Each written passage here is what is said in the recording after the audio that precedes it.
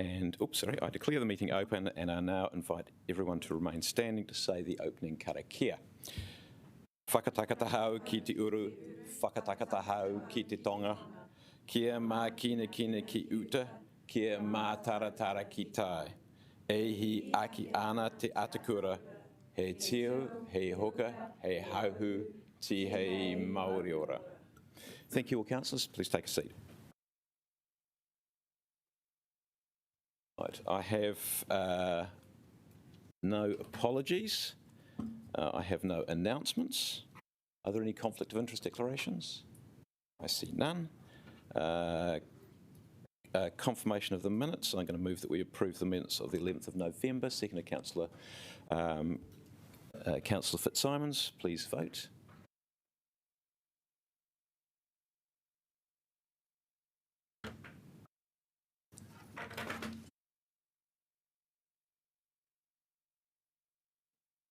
Thank you. Items not on the agenda. No items not on the agenda. Public participation. There's lots of media there, but no public. So we move on. Right. Item 1, endorsement of the Wellington Regional Growth Framework Spatial Plan for the region and Horowhenua. So I'm going to introduce the report.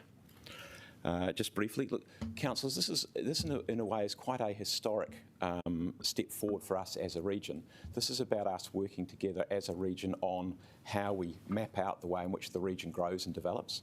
We've all seen the way in which the predictions are that it will grow and develop, and the number of people who are likely to be in different parts of the region. And I think, first of all, working together is a really, really important thing. The government has clearly signalled that they want us to be working together.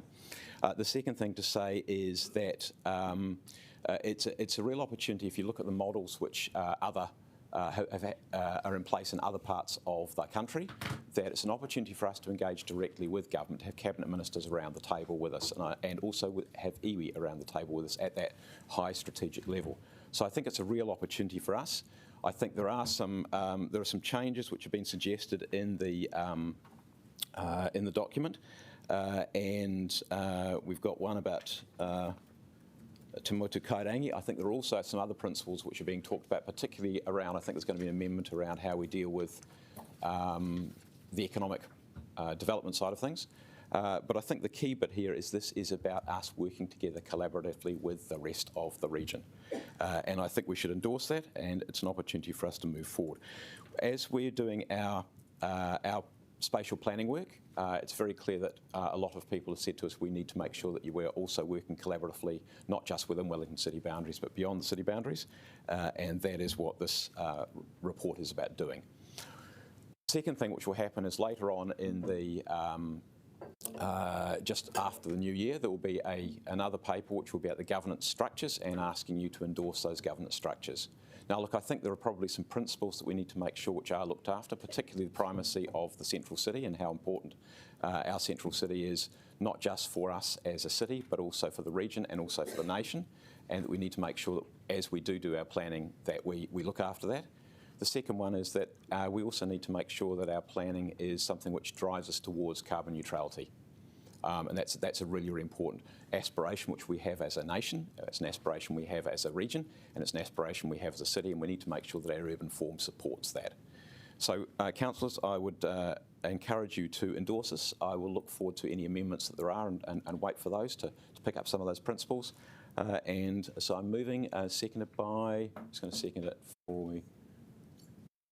Who wants to second? Iona, you going to second Councillor Pennant? Cool, thank you. Do you wish to speak?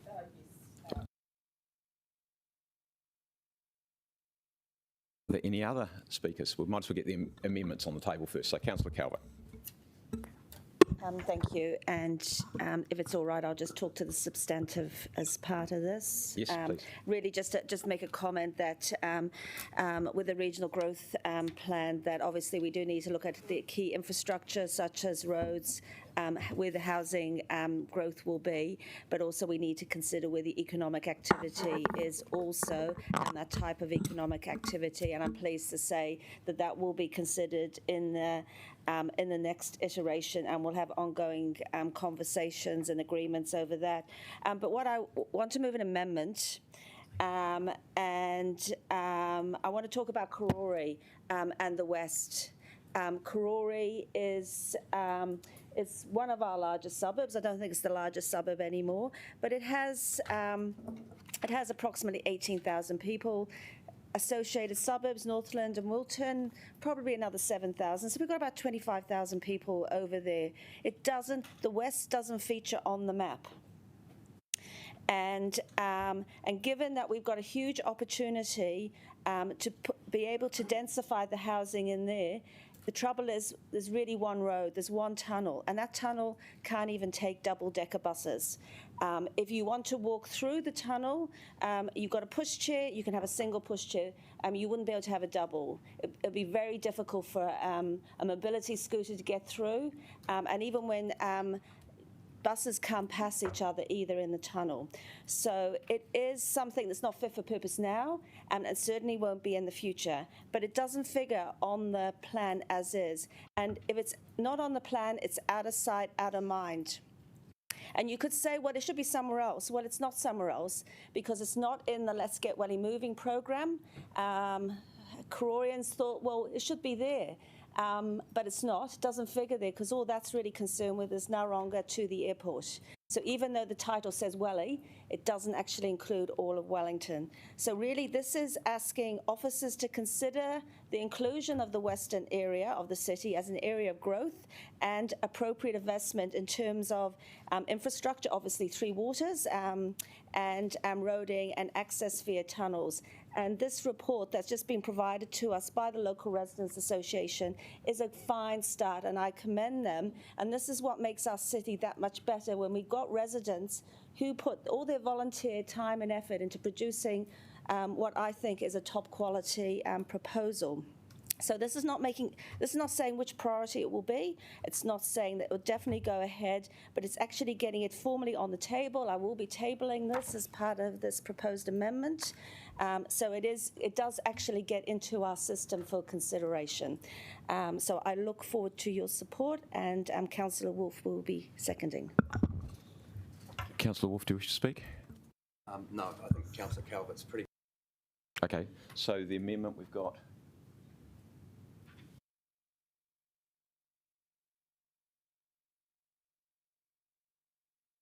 Does anybody wish to speak to this, to speak to the amendment? Yep, Councillor Conley. I just wanted to ask for some officer advice on the amendment, just given that this is something that's being taken out to all of the councils, and this has only just landed in my inbox 5 minutes ago. Fair question. Okay. Probably Liam.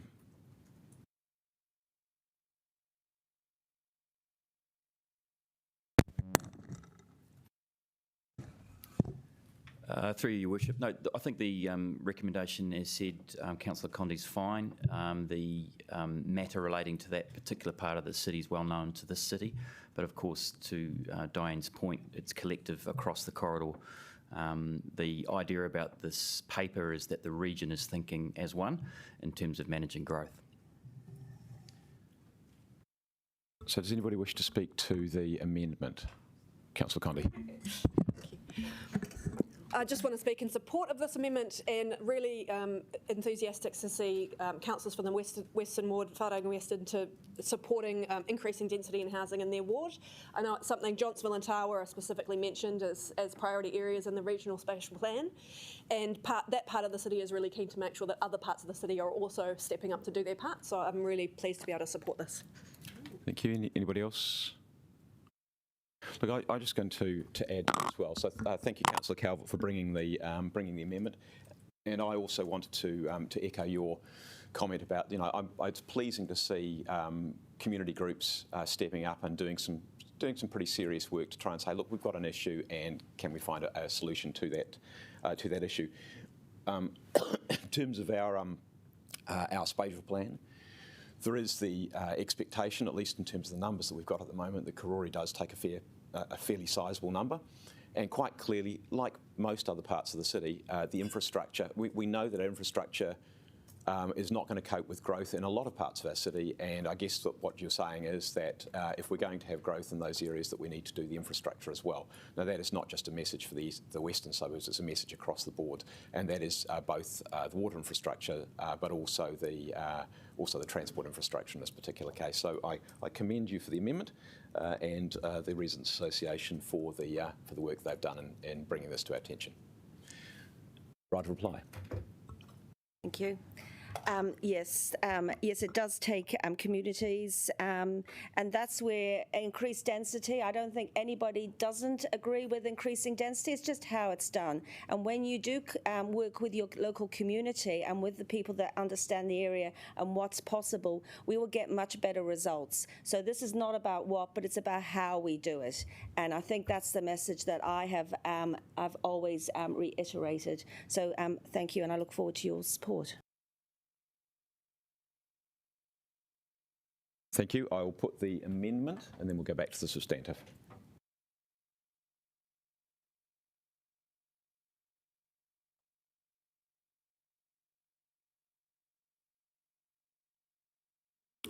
That is carried. Back to the substantive.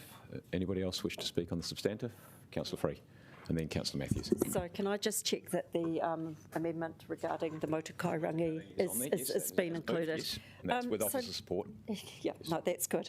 I think that actually I thought this was a really good report. I think it's quite broad-reaching and it's got incorporated a lot of feedback from our workshops, and I know most of us went to that workshop, and at that time it wasn't evident that Let's Get Welly Moving was fully incorporated into the report, and now it is, so I'm really grateful for that. And on a very minor note, in the eastern suburbs, it's the first time I've actually seen the Leone Gill pathway included as part of the official cycle network. So lots of good things to celebrate.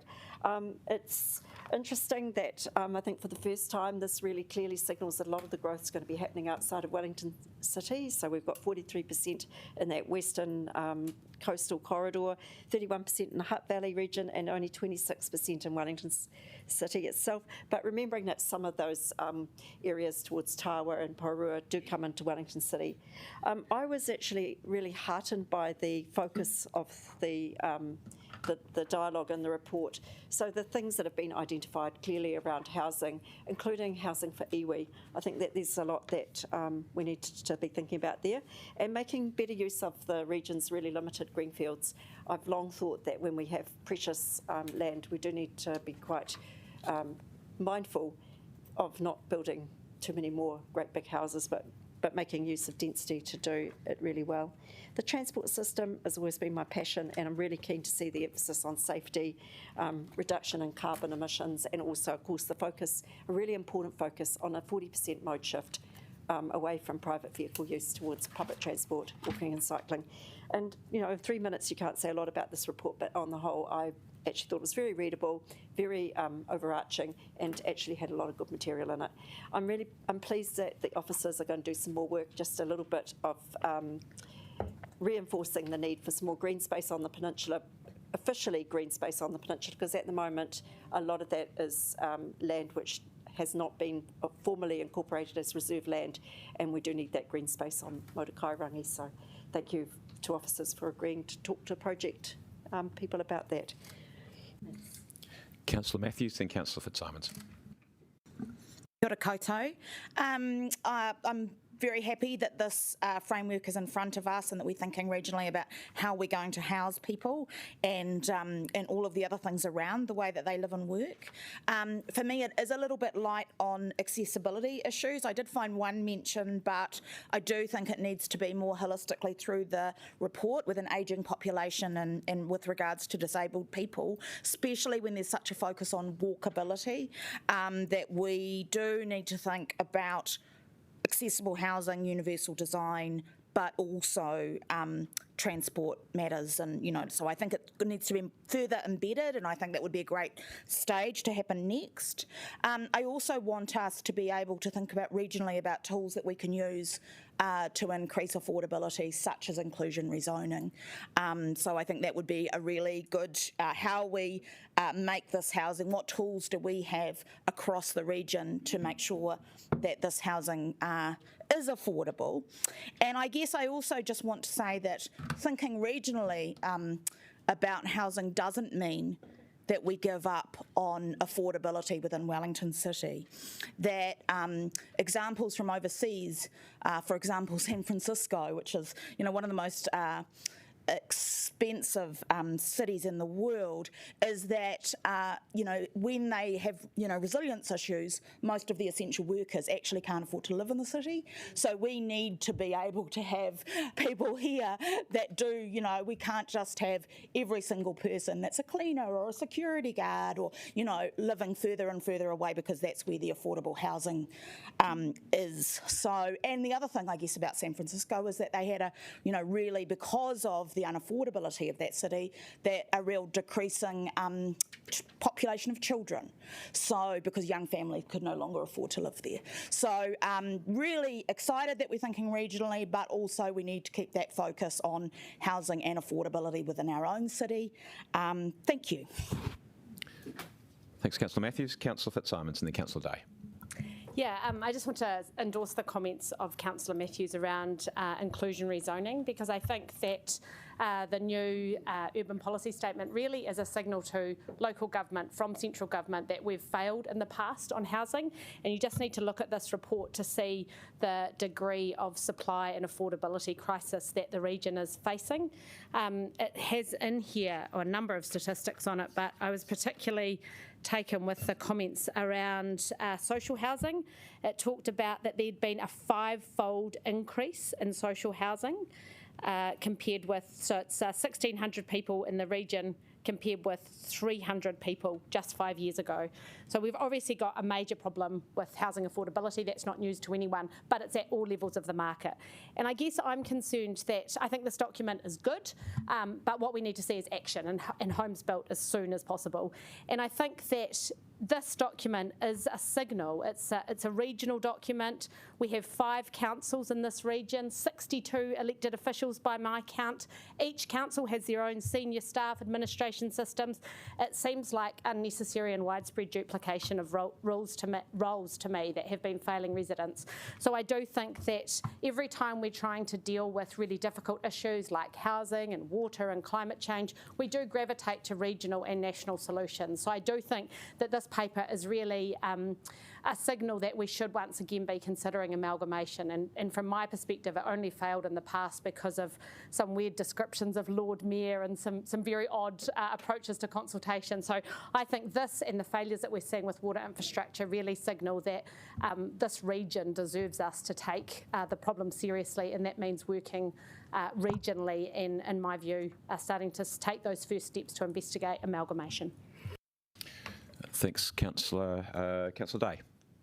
Morena koutou. I would also like to echo the comments around affordability, and that this plan is important, that we are looking at affordability across the region. Obviously, we're trying to address this in Wellington City, but it's important that we have a joined up conversation and that we really do focus on making sure we're not going to gentrify any parts of our community unnecessarily. I just want to speak to the many comments in the report about mana whenua and the participation of mana whenua in this plan, which I'm really encouraged to see.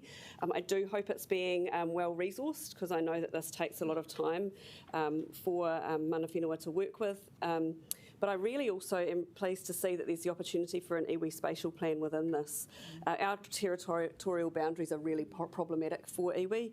They are quite artificial when you consider our natural resources. So the Porirua stream starts in Churton Park, Johnsonville, and then goes into a harbour in an area that we don't have any authority over, and I think it's really problematic for iwi when we're trying to separate conversations and they're saying no, but this is a joined up approach. So I think it's really good to hear that a spatial plan for iwi is being looked at, so thank you to the people who are leading that. I also just want to acknowledge that that the north is going to take a lot of the growth, and so this regional plan is really important, because living in the north, you very much live outside the region as well. So I spend a lot of time in Porirua. We go over to the Hutt because the Haywoods, it's quite a quick trip over. So for me, it makes sense, because I see myself as living in the Wellington region, not just in Wellington City. The other thing that I can see this plan is really important for is one of the things we hear in the community a lot is if we have growth, where are our kids going to go to school? Because the schools are already often quite full in some areas, and we always know that the challenge is for the Ministry of Education being able to keep up and plan ahead. And so I can see the spatial plan is really important for that planning and also for our health. We have our main hospital in Wellington City, we have Kiniperu, which obviously does have a little bit of land around it and potentially in the future is going to need to expand, and even looking up at the Kapiti coast, the growth up there. So I think it is really helpful to have a plan that helps us plan and make sure that we're not always chasing our tails. I really hope that that's what happens. And finally, I really just want to thank the team who have been working on it, the regional growth planning team. I know it's a lot of work in trying to herd a lot of cats in the region, but thank you for your work and thank you to our staff who have been working with them. Really appreciate it. Thanks, Councillor Day. Councillor Condi, then Councillor Rush. Thank you, and I just want to echo some of the comments that my Northern Ward councillor has also made, and particularly talk about Johnsonville. It's really exciting to see one of the key initiatives listed here is to maximise mixed use and residential opportunities for Johnsonville and partner to deliver transformational urban development, which will be music to the ears of many people living in Johnsonville who have been waiting for a long time for the mall opportunity there to really be realised. And I think what's really great about seeing this is the reality that having more people living in Johnsonville is going to make more of those amenities economically viable. You know, one of the things that people in Johnsonville are desperate to have in the new mall redevelopment is a cinema. We would love that. But obviously, you know, it's an economic decision and it has to be viable for the developer, and one of the ways that we make those kinds of amenities viable is by having more people living nearby. So all of these things are connected, and it's great to see that. I think it's really exciting to see that by being included in this regional framework, it gives us an opportunity to partner with the central government on this program quite directly. I think, you know, we're partnering with agencies like Kāinga Ora, as well as the developer, to look at what the opportunities might be there for mixed use, which means, you know, commercial and retail and residential in that central Johnsonville area, could lead to the kind of urban transformation that we really want to see in that part of the city. The other thing I would just kind of call for the staff to think about is that, as Councillor Day was saying, that when you live out in those northern suburbs, Johnsonville Tower, you do feel quite connected to Porirua. We're quite close to Porirua. But one of the things that the Johnsonville community realises that while they have good public transport links to Wellington City, they don't have good public transport links to Porirua City. But Porirua City is, when you look at the maps of where the jobs are in the region, Porirua City has the highest density of jobs outside of Wellington City. And so for those northern suburbs, actually being able to travel in the other direction to join us up more as a region is going to be really important as we increase density there. So that's something that I would say is a plea on behalf of those neighbourhoods, to be thinking about public transport links, not just improving them coming into the city, but improving that connection to Porirua, and improving those, as we have this conversation in this paper about those east-west corridors, you know, people wanting to be able to go from Johnsonville and Tawa across to the Hutt and be more connected to the rest of the Wellington region. So I think it's really exciting, great opportunities for Johnsonville. So kia ora to all the team who have been working on it. Thanks, Councillor Condi. Councillor Rush. Thanks, colleagues. Or thank you, Your Worship. Yeah, I'm going to support this. I certainly agree with my friend Councillor Fitzsimons that a joined-up approach is inevitable, and in the Wellington border space, despite some murmurings that Wellington City on its own could do better or is going to subsidise, I've championed the use of a wider and a broader discussion in the Wellington water space, and I think it's inevitable that transport should also go that way, and maybe in time the super city sort of concept. So I do support this. I support the joined up approach. That said, I suppose I think there needs to be a reality check on some of the things that underpin this approach. It's highly dependent on what I see as being public transport that can only be supported by much, much higher density and much, much higher populations. So I think aspirationally, it's where we want to head.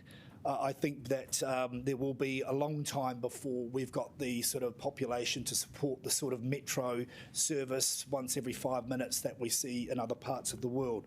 Nevertheless, as I say, aspirationally, I think it's the way to go. I think there is some issues around the carbon neutrality issue, because although Wellington's declared that it wants to be carbon free by 2050, not all other councils, I believe, in the region have. And as we get along this journey, we will start finding that there are massive financial consequences to getting that last little bit. Nevertheless, again, aspirational, that's where we go. And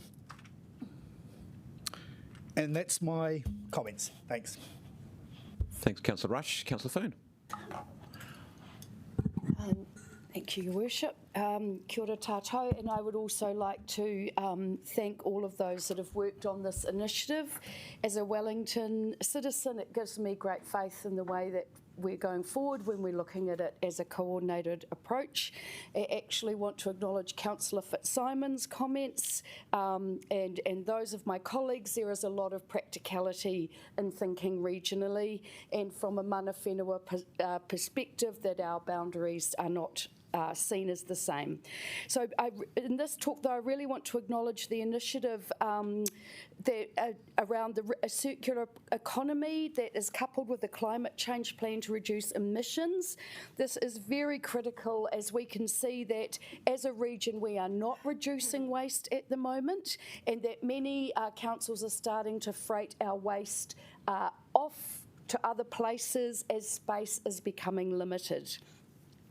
It is important that we need to utilise the resource we currently have, particularly around composting and looking at a regional food system, and that as climate change hits us, our food systems will be vulnerable. And so the obvious resource we have is the green and organic waste, and that must be used locally and regionally to go back into the soils to grow food. There are a group called the Regional Food Network who will be presenting at the next mayoral forum, Mayor Foster, so I ask you to...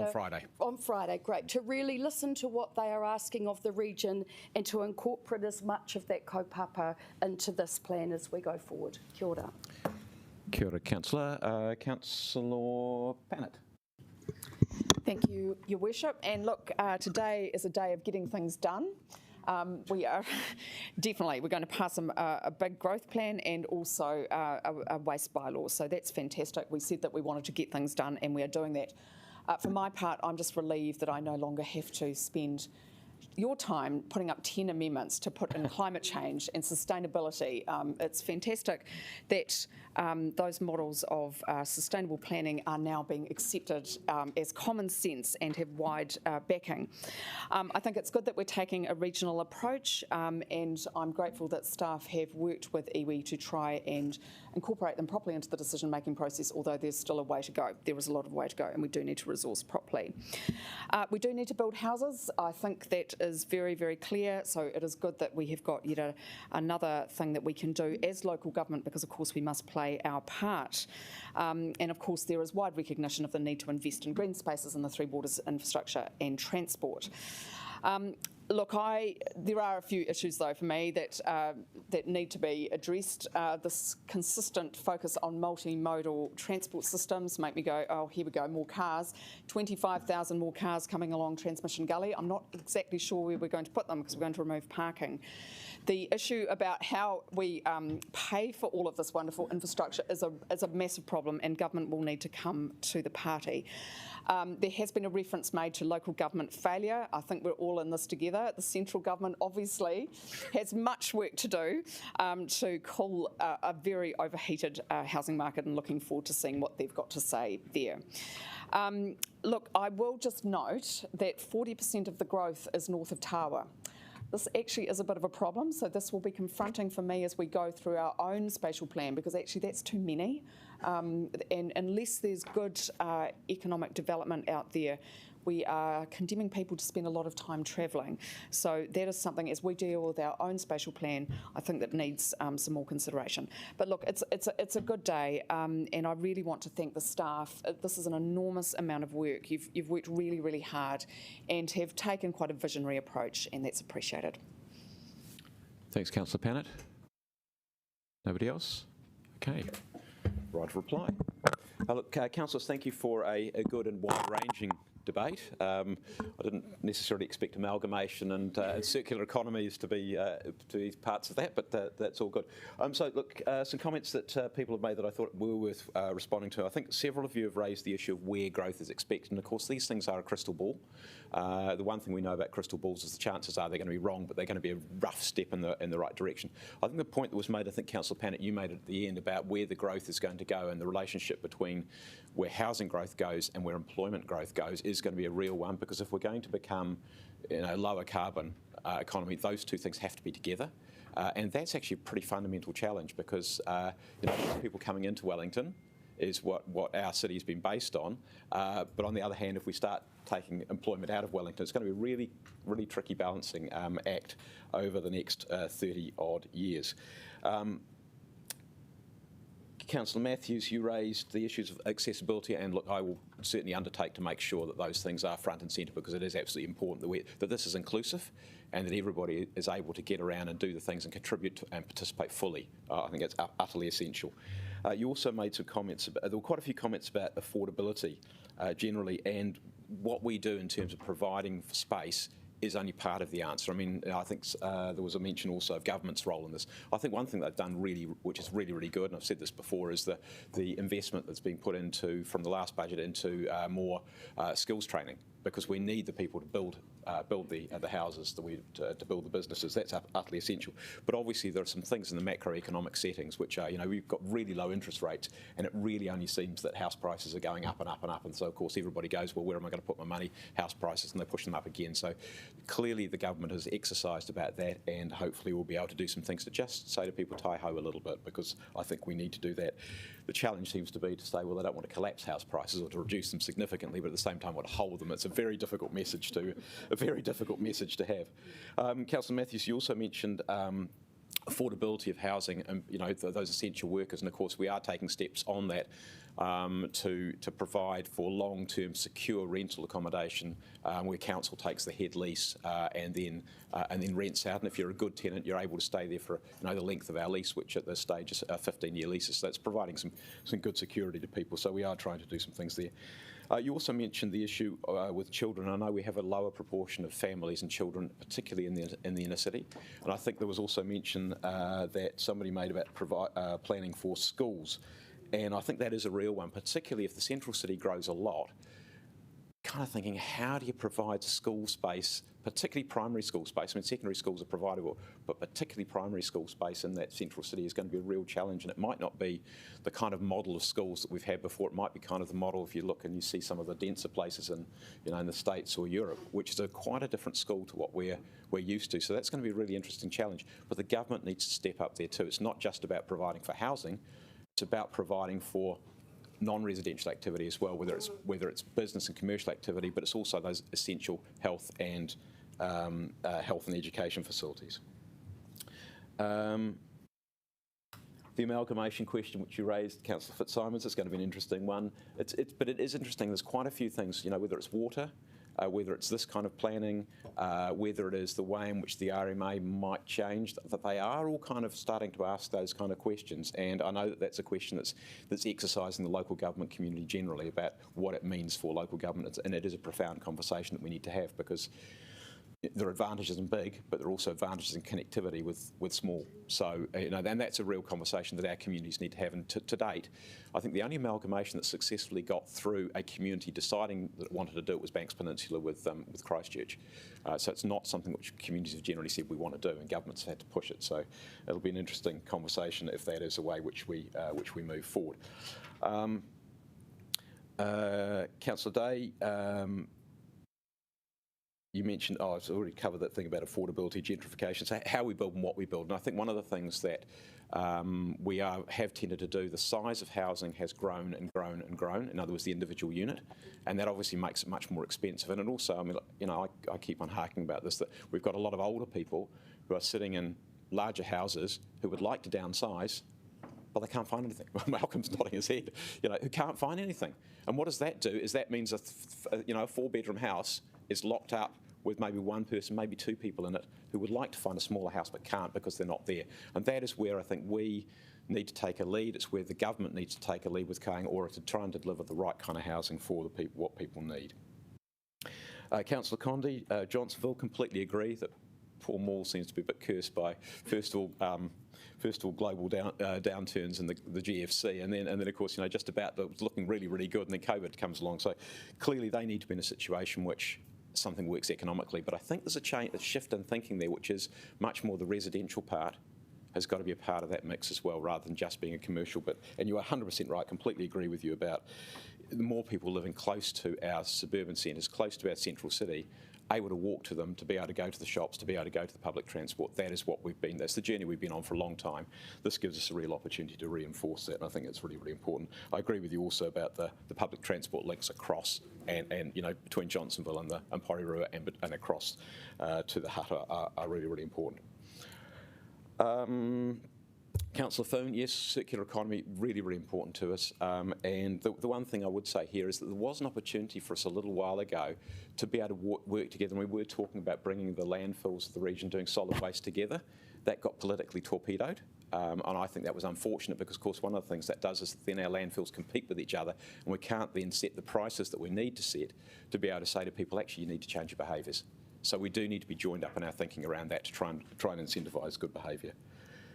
And Councillor Pannett, day of getting things done, yes, that's exactly what we're on about. And we are getting things done. We are getting things done as a council, and I think that's really, really important. Iwi resourcing, yes, that is something. The next paper which we'll get, which is the one which will come in the new year about setting up the structures, does specifically include iwi resourcing to support the iwi involvement in the governance structure there. So I think that is very, very important. I've already responded to the issue around 40% of the growth north of Tawa. I do have some concerns about that in terms of we've just got to make sure that whatever we do is joined up and sustainable, and that's going to be an interesting conversation. And you mentioned 25,000 more vehicles in Transmission Gully. It's interesting to see the numbers. There will be vehicles transferred from existing routes to TGM, but clearly if you make something more attractive, more people will use it, and of course that is part of the driver for more people moving further north from the city, and we can see that happening. So there are issues again we've got to work through. So look, councillors, thank you for your positive comments around the work that's been done. And Kim, particularly, can I recognise you and all the team that have put in so much hard yards into getting us to this point. I think we're the 5th council to go through this. Yep, nodding. So the others have gone tick, tick, tick, tick. So we will go tick, and then it will go to the other councils. And so bit by bit, we are getting the regional thinking joined up. So we're working collaboratively together. So councillors, thank you for your debate, and we will now vote.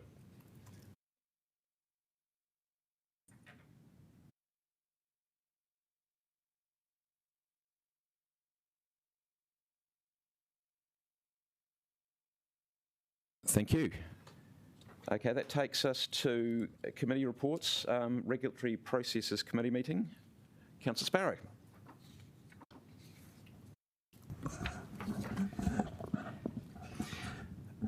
I was going to say that it gives me great pleasure to introduce this report, but that would probably be an overstatement because it's really not that exciting. It's run-of-the-mill. It has to be done. And getting to the point, I recommend that Council disposes of approximately 214 square metres of unformed legal road land in Henderson Street, Karori, adjoining 64 Beauchamp Street. There has been one concern raised from a neighbour at this stage, but what we're doing here is simply recommending that we proceed to the next step, and then the matter, if the neighbour does wish to pursue it further, it can be properly addressed at that stage. So I recommend that we agree to this, and it will be seconded, I think, by Councillor Wolfe. Councillor Wolfe, do you wish to speak? No? Does anyone else wish to speak? No. That was obviously very exciting, Councillor Sparrow. So let's vote, please.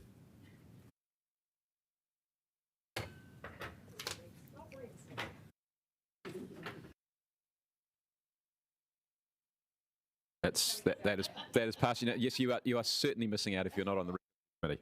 Yeah. Well, sometimes it can be, can't it? Okay, Councillor Foon, solid waste bylaw adoption.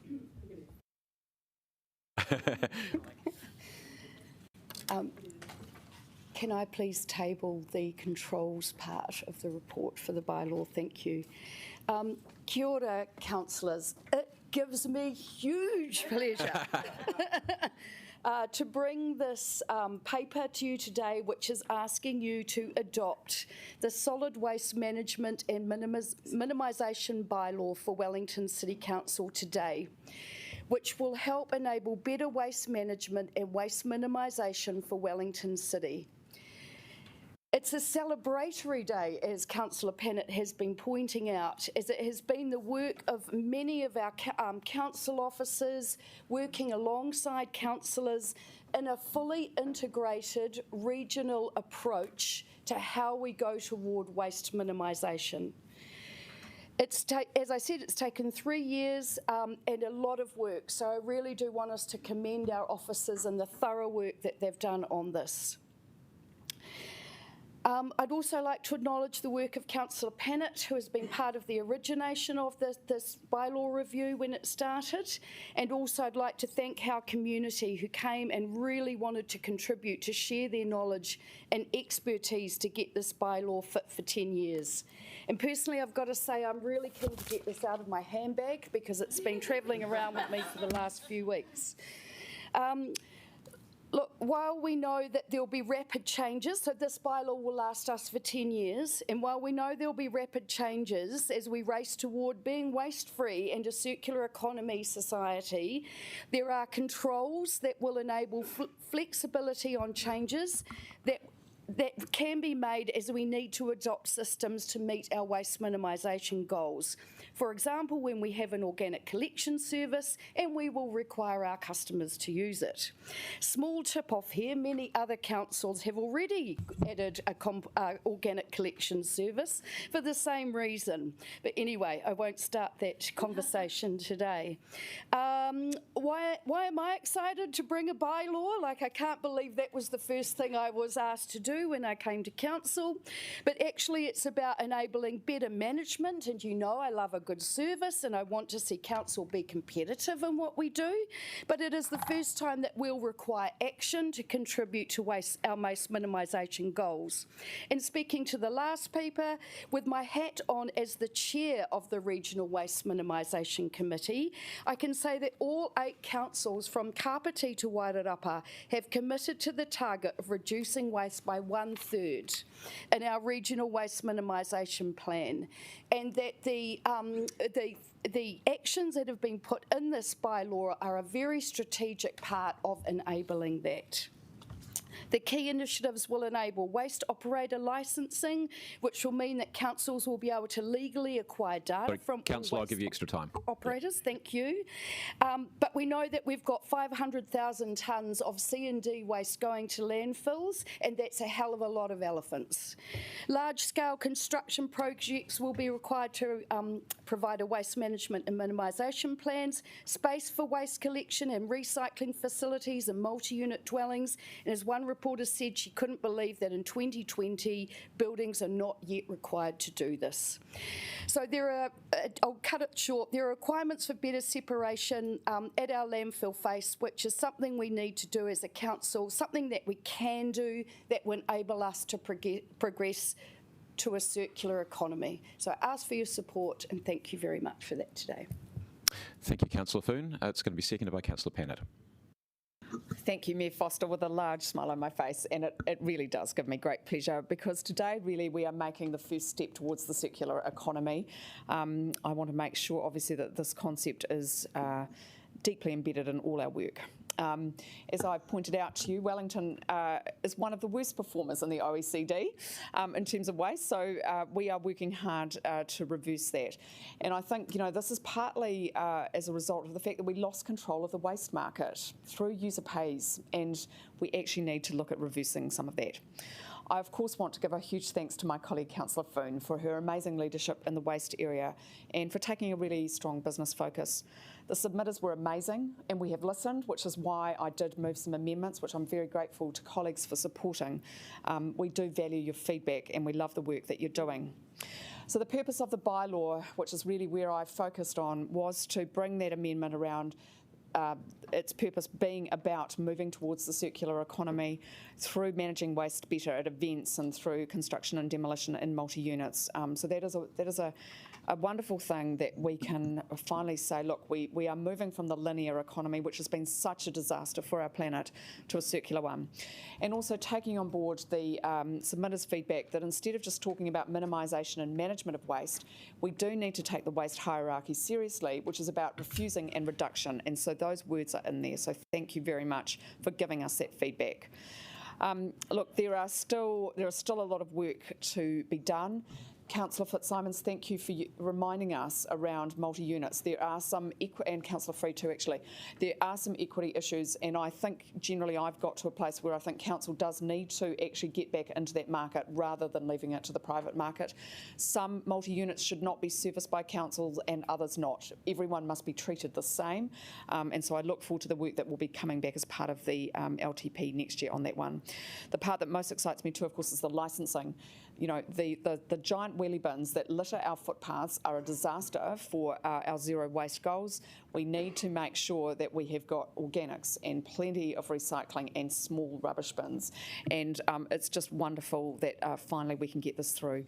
So a huge thanks to everyone. It really is a good day that we have got a big win on the board, and that will let a lot of change happen over the next decade. Thank you, Councillor Pannett. Councillor Fitzsimons.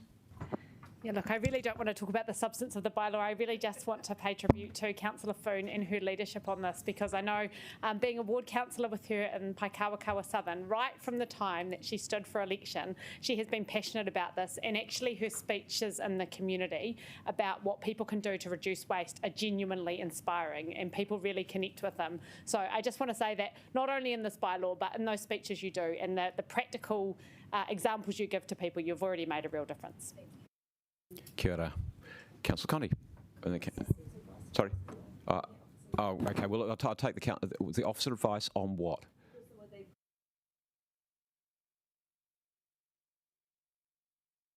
Okay. Well, look, I understand that that's fine, but if Tom, I guess it's probably you, is it? Councillor Calvert, can you just ask the question? Can you just ask the question? I don't think Mr. Williams was quite hearing you. I'm just looking for formal officer advice that you approve these amendments, because I know you've been copied in emails, but I don't think I've seen anything that you're all comfortable with these amendments.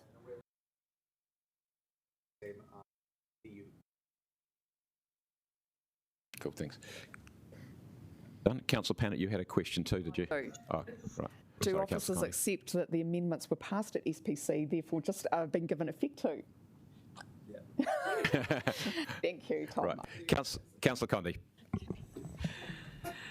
Thank you, everyone. I just want to join Councillor Fitzsimons in congratulating Councillor Foon on the enormous amount of work that has gone into this to get the bylaw to this point, and your leadership in our city, but also across the region as the chair of the Regional Commission, and then to acknowledge those who have gone before you, Councillor Pannett, and all the work that has led up to this, because just like with the parking policy, this has been a long time coming, and the baton's been passed from hand to hand to get it to this point, which is wonderful.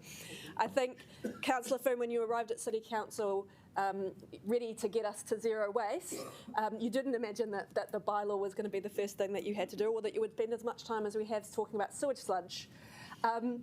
But these are the kind of the practical things. The bylaw may not seem as practical and concrete to the public as an organic waste trial or some of the other exciting zero waste initiatives that we want to get on with, but the bylaw provides the framework for us to get all of those things happening. And along with the work that we're doing around the sludge minimisation, that's really what we need to get done, the bylaw and the sludge minimisation, to unlock our opportunity for waste minimisation in the city. So it's not as glamorous as you might have thought when you came in about getting stuck into some of these zero waste initiatives, but it's really important work, and it's really, I think, I am excited to vote on this, because I think, you know, a good bylaw is the heart of local government, right? This is the stuff that actually provides the framework and gets things moving for our city. So kia ora to everyone who's been working on this. Thanks, Councillor Condy. Anyone else? Councillor Rush. Thanks, Your Worship.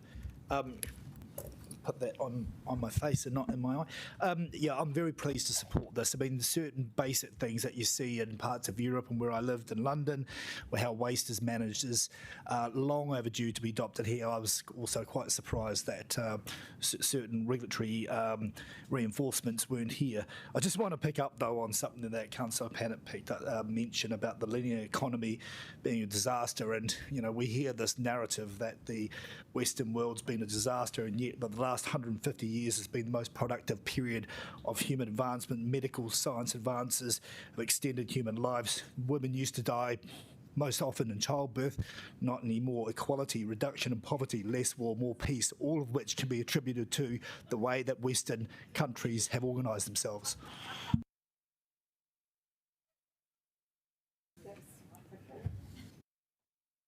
Councillor Rush, I suspect you might have occasioned a few more comments there. Councillor O'Neill.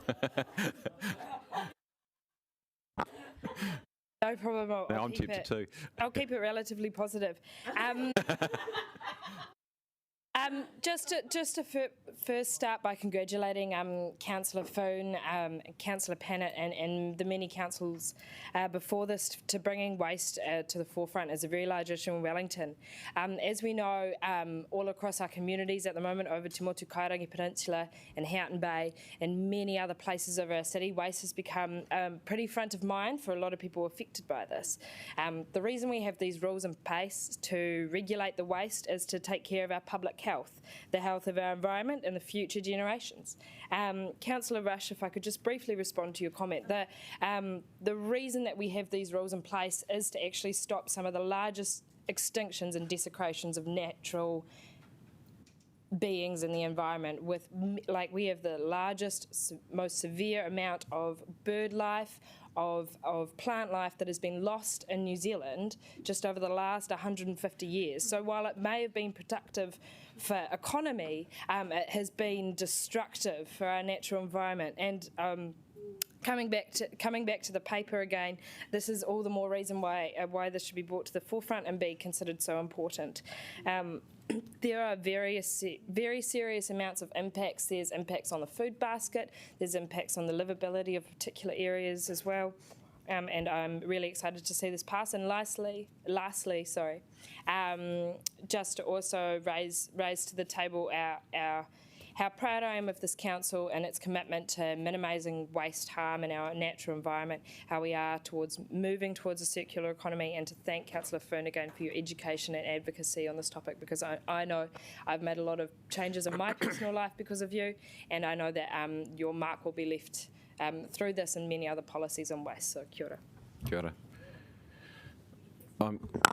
I'm just going to add a little bit too. I was going to anyway, regardless, Councillor Rush, of your comments, but I wanted to start off also by echoing the praise that others have had for Councillor Foon for your passion, your energy and your creativity in this area as well, which I think is fantastic, and I've really thoroughly enjoyed some of the engagement which we've had with some of the people out in our community who are doing some creative things about reprocessing, reusing things so that they are not going into the landfill, but they are being reused creatively. And you mentioned in particular so your Councillor Pannett mentioned in particular construction waste, and it was great to be able to go down to Centreport and see that they are crushing up the old buildings, reusing those so they become part of the foundation of the port or roading or whatever else it might be, or pavements or whatever, footpaths. Yeah, exactly right. Rather than them going into the landfill, and that's the kind of thing that which we absolutely need to do. So it's translocating something that was previously waste into something which is now resource, and of course that also takes pressure off the quarry or quarries, which are things which we also, if we can keep those going longer, so they eat less into the natural environment, that's a positive thing too. So, Councillor Rush, you're absolutely right. There have been massive gains in all those areas. The question though is, can we keep on making those gains in health and in lifestyle and so on, while still trying to reduce the impact on the environment? And I think that's really where we are, because we know that.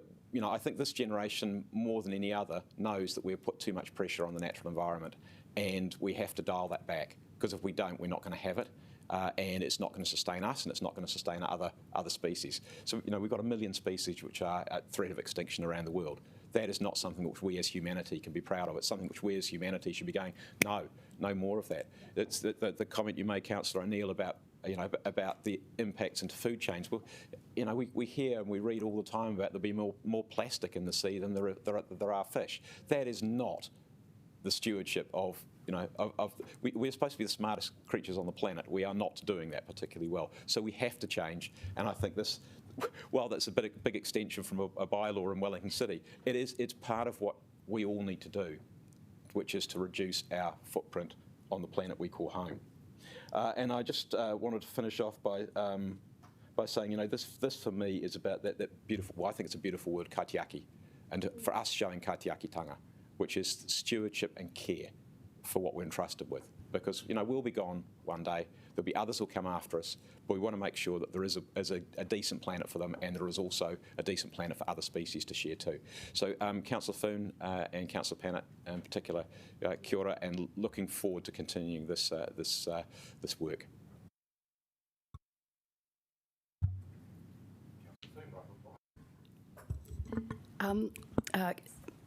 Kia ora, councillors. Councillor Rush, I'll leave that conversation for later, and I think it's been well addressed by some of my colleagues, so I'll park that there. What I would like to say is I want you to be assured that our team at the Southern Landfill and the team that are on this provide an excellent service for Wellington City. And I would like to actually see us grow in the market because we do a good job. And I am very proud of the way they manage the landfill as well. I just want to acknowledge the comment about this not being glamorous, but funnily enough, my understanding of waste came through my business in fashion, when I could see the impact that it was having on the waste that this industry was producing, and it was not creating a light footprint on the planet. And also, just back to something that I didn't get to mention was about the plans that will now be required for events to bring forward on waste minimisation, and I really look forward to supporting our council to being exemplary on this. Kia ora tātou. Kia ora. Okay, councillors, if you can vote, please.